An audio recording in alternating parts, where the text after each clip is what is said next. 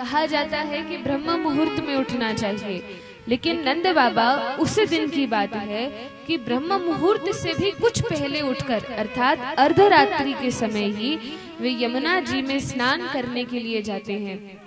और जब यमुना जी में स्नान करने गए तो शास्त्रों में कहा जाता है कि ब्रह्म मुहूर्त में या जिस समय सूर्योदय हो जाए तब तो नदी में, सरोवरों में, जलाशयों में स्नान करना चाहिए, लेकिन जब अर्धरात्रि हो तो अर्धरात्रि में सरोवरों में, नदियों में, खुले में स्नान नहीं करना चाहिए। इस प्रकार से शास्त्रों में वर्णन है।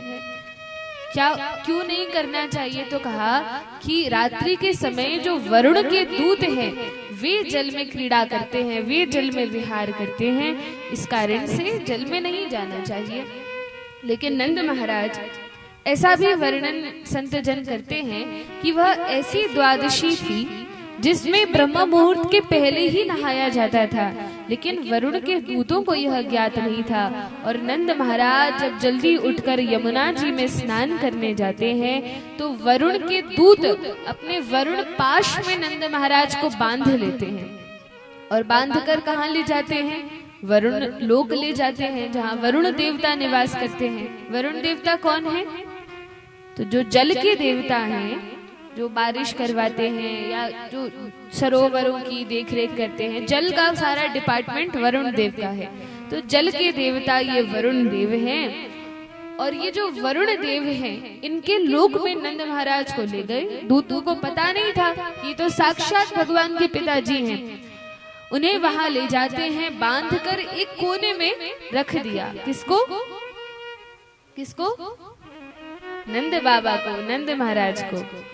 तो नंद महाराज को ले जाकर वरुण लोक में रख दिया। मित्रों ने बताया, अरे कन्हैया, तुम्हारे पिताजी को कुछ देवता बांध करके कहीं ले गए हैं। भगवान ने कहा, अच्छा। भगवान समझ गए, वरुण दूत वरुण लोक ले गए होंगे। तो भगवान यमुना जी में स्नान करते हैं और यमुना जी के मार्ग से ही भगवान वरुण लोक पहुंच जाते हैं।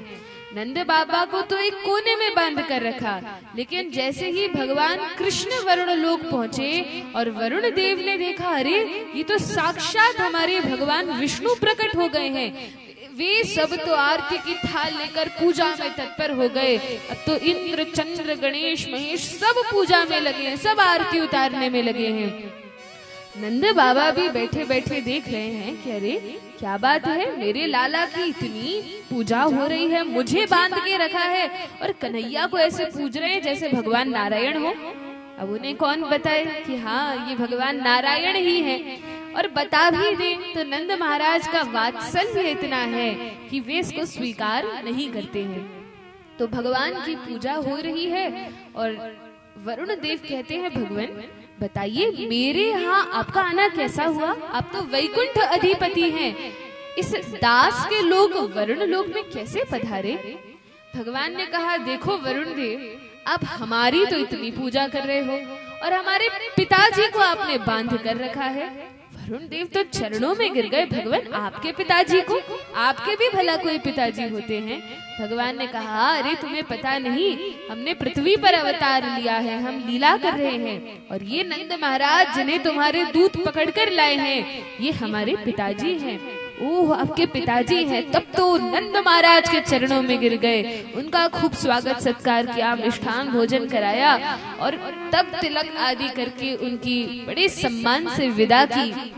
जब वृंदावन में आए, जब पुनः भगवान ब्रजभूमि पर आते हैं, तब नंद बाबा ने सभी बड़े बूढ़े ग्वालों को बताया कि अरे हमारे लाला की तो वरुण देव भी पूजा करते हैं। अब मित्रों को पता चल गया। अब मित्र तो मित्र ठहरे, कन्हैया से कहते, अरे कन्हैया देखो, तुम अपने पिताजी को तो वरुण लोक के दर्शन करा के लाए, हमें नहीं कराओगे? हम तो तुम्हारे मित्र हैं। भगवान ने कहा, अरे तुम्हें वरुण लोक क्या, तुम तो मेरे मित्र हो, तुम्हें तो मैं वैकुंठ के दर्शन करा सकता हूँ। बोलो वैकुंठ के दर्शन करना है?